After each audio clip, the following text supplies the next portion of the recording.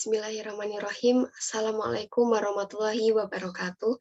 Perkenalkan, kami dari kelompok 3 dengan anggota Mahendra Rizky Aliftiawan, Muhammad Prima Putra Pratama, dan Ananis Fulaili akan mempresentasikan mengenai bab 3 yaitu iman, Islam, dan ihsan.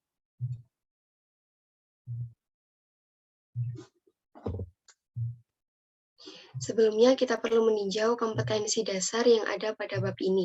Yang pertama, memahami pengertian iman, Islam, dan ihsan, terbentuknya iman, Islam, ihsan, dan beragam upaya untuk meningkatkannya. Yang kedua, memahami hakikat dan manfaat ibadah, macam-macam ibadah, dan syarat diterimanya ibadah.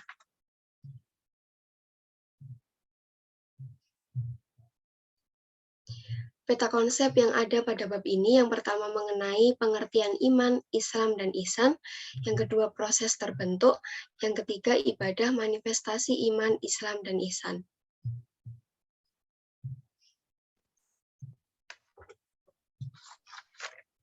Dan di sini saya akan menjelaskan tentang pengertian iman, Islam, dan ihsan. Yang pertama, iman. Iman juga dapat diartikan dengan percaya dan kepercayaan. Arti yang pertama menggambarkan tentang sikap mental atau jiwa dari seseorang yang mempercayai atau meyakini. Sedang arti yang kedua menunjuk pada sesuatu yang dipercayai. Secara istilah, iman adalah mengucapkan dengan lisan, ikrar lisani, membenarkan dengan hati, tasdik kolbi, melaksanakan dengan segala anggota badan, amal rukni. Yang kedua, pengertian dari Islam. Islam menurut bahasa berasal dari kata aslama yang berarti patuh, tunduk, berserah diri.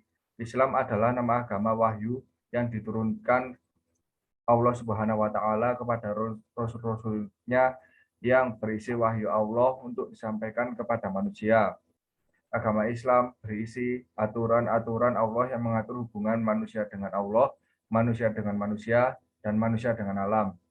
Islam dalam pengertian ini adalah agama yang dibawa oleh para rasul Allah sejak Nabi Adam alaihissalam sampai Nabi Muhammad Shallallahu alaihi wasallam.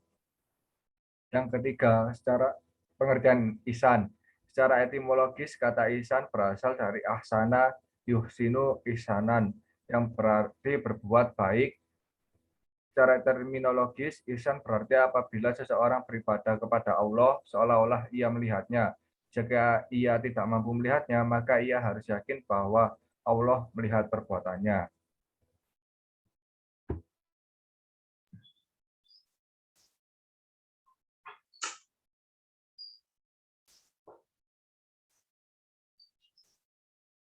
Proses terbentuknya fitrah ilahi. Maksud fitrah Allah di sini adalah ciptaan Allah manusia. Diciptakan mempunyai naluri beragama, yaitu agama tauhid. Fitrah ini selamanya ada pada diri setiap manusia dan tidak mengalami perubahan. Kalau ada manusia tidak beragama tauhid, maka hal itu tidaklah wajar. Mereka tidak beragama tauhid adalah pengaruh lingkungan. Yang kedua ada ikhtiar lisani. Iman yang ada dalam diri setiap muslim bersifat tidak tetap, kadang kuat, kadang lemah.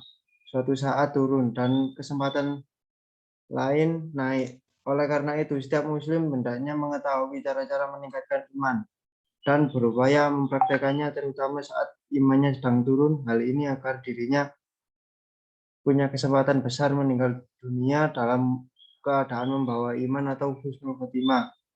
Yang ketiga ada hidayah. Iman juga terbentuk melalui hidayah dari Allah Subhanahu wa taala.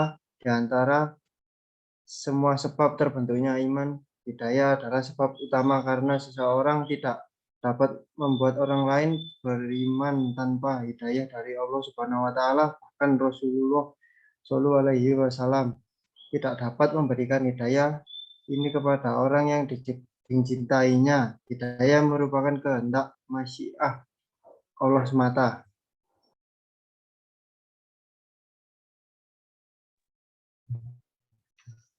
Yang selanjutnya yaitu ibadah, manifestasi iman, Islam, dan ihsan. Yang pertama, hakikat ibadah. Ibadah adalah bentuk penghambaan diri kepada Allah yang bukan hanya berkaitan dengan hubungan manusia atau hamba dengan Tuhan yang biasa disebut hablum minallah, tetapi juga hubungan manusia dengan sesamanya atau hablum minannas, bahkan juga hubungan manusia dengan semua makhluk. Selanjutnya, manfaat ibadah. 1. Menjaga keselamatan akidah. Yang kedua, menjaga agar hubungan antara manusia dengan Tuhan berjalan dengan baik dan abadi.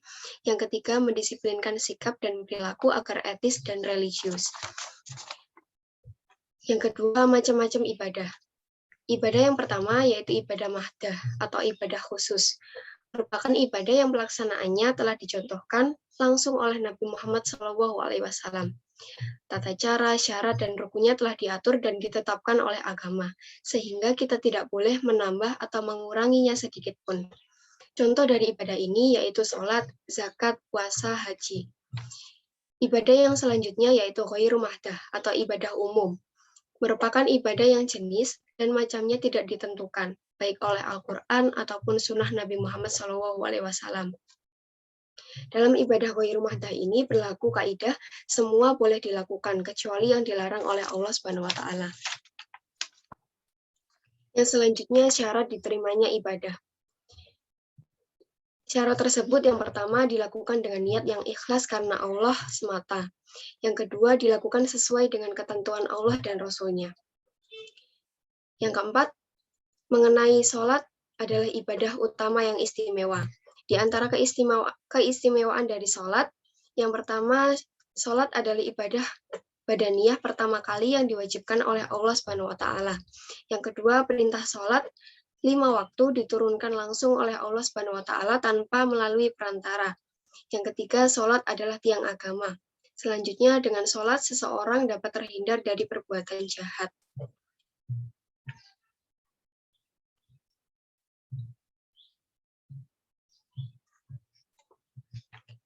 Dapat ditarik kesimpulan bahwa iman, Islam, dan ihsan merupakan fondasi yang saling memiliki keterkaitan satu sama lain. Maka mari bekali diri kita dengan iman, Islam, dan ihsan yang kuat agar selamat dunia dan akhirat.